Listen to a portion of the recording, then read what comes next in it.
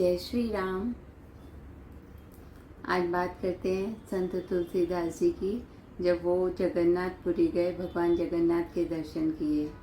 उनका बड़ा मन था, क्योंकि कहते हैं जगन्नाथ जी भगवान श्री राम के ही रूप हैं, तो उनको लगा उनके इष्ट के दर्शन करने चाहिए। जब वो लंबी यात्रा करके पहुंचते जगन्नाथपुरी और दर्शन करते भगवान के, तो जो दर्शन करके खुशी होनी चाहिए उसके बदले वो बड़े उदास हो जाते हैं। ऐसे भगवान हैं जिनके हाथ पैर नहीं हैं, जिनके कान नहीं हैं, जिनकी आंखें गोल गोल हैं, ये मेरे इष्ट नहीं हो सकते। मेरे इष्ट तो बहुत सुंदर हैं, अद्भुत रूप है उनका, वक्षस्थल चौड़ा है, धनुष टांगा हुआ है, तो ऐसे मेरे इष्ट तो नहीं हो सकते। बड़े उदास होकर मंदिर से बाहर आ जाते हैं और दिन भर एक पेड़ के नीचे बैठे रहते उदास होके कि मेरा आना तो व्यर्थ हुआ।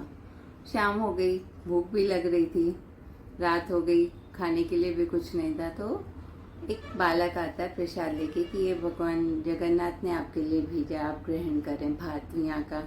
बोले भाई मैं तो नहीं ग्रहण कर सकता हूँ। तो बोले यहाँ का महाप्रसाद तो लोग तरसते हैं ग्रहण करने के लिए, आपके लिए तो भगवान ने भेजा है।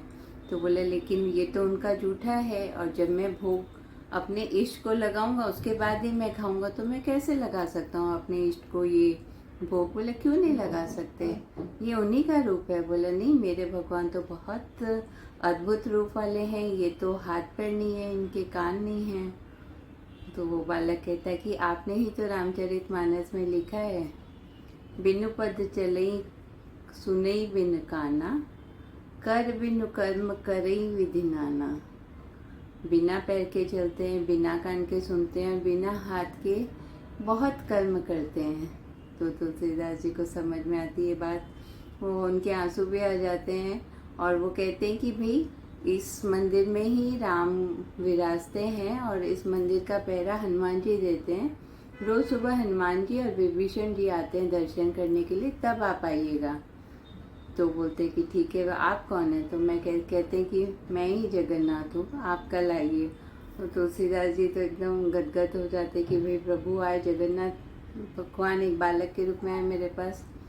जब सुबह जाते हैं तुलसीदास जी दर्शन करने, तब वहाँ पे उनको जगन्नाथ जी के रूप में श्री राम के दर्शन होते हैं। तब उन्हें सही में समझ में आता है कि ये भगवान राम का ही रूप है, और वो अब नतमस्तक हो जाते हैं, प्रार्थना करते हैं। धन्य तुलसीदास जी।